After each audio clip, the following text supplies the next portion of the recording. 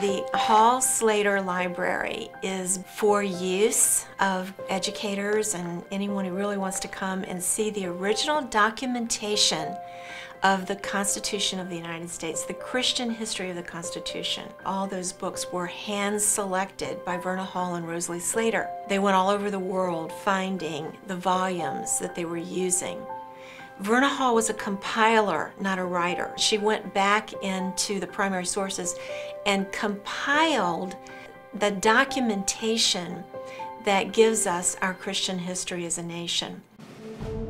These are actually the founding sources that went into crafting the Republic itself. And so the idea was to actually collect some of the original founding documents that describe this early American character that eventually developed into a federal republic. The sources that we have were read by our founding fathers and studied by our founding fathers when the Constitution was written at that period of time. It instructed them in principles of liberty. And there's so much that could be shared in light of that Reformed influence. But the library itself contains a very, very unique, rare book collection that any Americanist or any early American scholar would want to actually review. On entering the library, I think the thing that is the most astounding is to see this collection of rare books. In the original binding, some of them are beautifully done. So the first thing that you would notice would be this glass enclosed shelving of the rare and special volumes.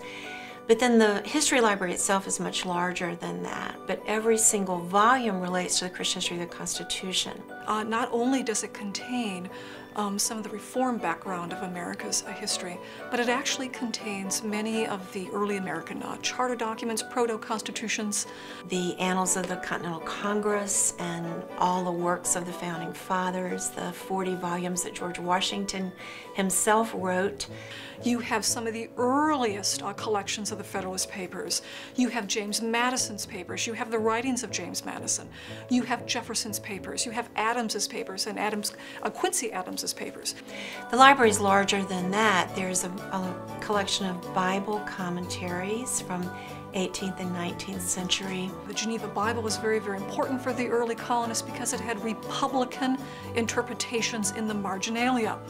You have many of the early British Commonwealthsmen writings. Rosalie Slater particularly loved Sir Walter Scott, and his complete biography written by his son-in-law, the whole collection of his works, which she used very frequently in her literature program in the Principal Approach. So the History Library is a small tour on American history, ideology. And so you have this vast library, and what FACE is doing is organizing the collection and making it very, very user-friendly. The library, it's almost breathtaking. It's a one-of-a-kind collection that doesn't exist anywhere else in the world.